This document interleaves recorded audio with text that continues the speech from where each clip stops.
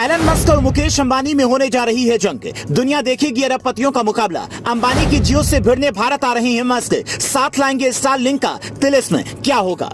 एक है एशिया का सबसे बड़ा रईस, तो दूसरा है दुनिया का सबसे बड़ा अमीर। कैसे निपटेंगे अंबानी? पीएम मोदी के अमेरिका दौरे के दौरान दुनिया के सबसे बड़े अरबपति एलन मस्क ने खुद को पीएम मोदी का बड़ा फैन बता दिया।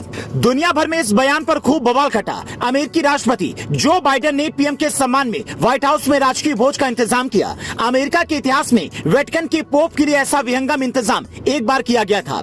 इस भोज में भारत और दुनिया के बड़े अरबपति उद्योगपति शामिल हुए। इसी भोज में भारत के सबसे अरबपति मुकेश अंबानी भी शामिल हुए। लेकिन मुकेश अंबानी को पीएम मोदी के फैन एलन मस्क ने टेंशन में डाल दिया है। उस टेंशन का नाम है स्टारलिंक। स्टारलिंक उस तिलिस्म का नाम है जिसका तोड़ न किसी देश के पास है, न ही किसी उद्योगपति के पास। मस्क के ऐलान के बाद से जियो के बड़े टेक्नीशियन और अफसरों की सांस फूलने लगी है। जियो जैसे ही देश में लॉन्च हुआ, पूरे भारत पर उसका कब्जा हो गया। मोबाइल सेक्टर में जियो ने देश में क्रांति ला दी। लेकिन स्टारलिंक जियो से भी 2 जनरेशन आगे की टेक्नोलॉजी है। ऐसी टेक्नोलॉजी जिसने यूक्रेन वॉर में रूस को रुला रखा है। देश के 47% टेलीकॉम सेक्टर मार्केट में जियो की बादशाहत है। वहीं ब्रॉडबैंड के 25% मार्केट पर जियो का कब्जा है। लेकिन एलन मस्क के ऐलान से अंबानी की बादशाहत अब खतरे में है। समझिए स्टारलिंक क्या है और जियो वर्सेज स्टारलिंक की जंग में कौन जीतेगा। एलन मस्क भारत में अपनी सैटेलाइट ब्रॉडबैंड सर्विस स्टारलिंक को शुरू करने का ऐलान कर दिया है। स्टारलिंक एक सैटेलाइट ब्रॉडबैंड सर्विस प्रोवाइडर है, यानी इस सर्विस को शुरू करने के लिए जमीन पर टावर का जाल नहीं बिछाना होगा, न ही फाइबर ब्रॉडबैंड सर्विस की तरह तार फैलाना होगा, बल्कि यह सर्विस आसमान का इस्तेमाल करके इंटरनेट कनेक्टिविटी प्रोवाइड कराती है। यानी स्टारलिंक अपने तमाम सैटेलाइट नेटवर्क को भारत में फैलाएगी, जिसमें रिमोट एरिया तक में इंटरनेट की कनेक्टिविटी पहुंच सकेगी। वहीं कई ऐसे इलाके भी हैं जहां टेलीकॉम कंपनियों के लिए टावर लगा पाना मुश्किल होता है। ऐसे मुश्किल इलाकों तक स्टारलिंक आसानी से इंटरनेट प्रोवाइड कराएगा।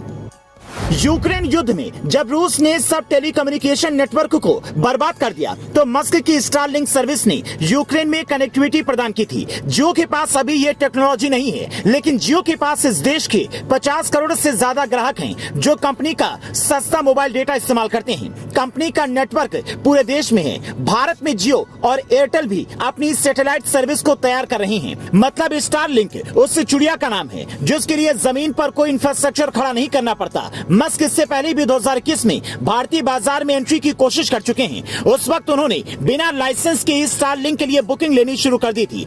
स्टारलिंक के अलावा एलन मस्क ने भारत में टेस्ला की एंट्री पर पीएम मोदी से बातचीत की। मामला सैटेलाइट ब्रॉडबैंड स्पेक्ट्रम डिस्ट्रीब्यूशन का है, जिसकी वजह से दुनिया के 2 अमीर शख्स सामने सामने होंगे। दरअसल स्टारलिंक चाहती है कि भारत सरकार स्पेक्ट्रम की नीलामी न करे, बल्कि ग्लोबल ट्रेंड को फॉलो करते हुए इसे असाइन करे। मस्क का मानना है कि स्पेक्ट्रम एक नेचुरल रिसोर्स है और इस पर सभी कंपनियों का हक होना चाहिए। दूसरी तरफ रिलायंस इससे इनकार करती है और स्पेक्ट्रम की नीलामी की मांग कर रही है। मस्क की भारतीय बाजार में एंट्री से टेलीकॉम से लेकर कार सेक्टर तक भूचाल आना तय है और ये भी तय है कि इसमें छोटे खिलाड़ी तबाह हो जाएंगे। लेकिन भारत में मुकेश अंबानी के बिजनेस दिमाग को मात देना कोई खेल नहीं है। Bureau report, leading Bharat TV.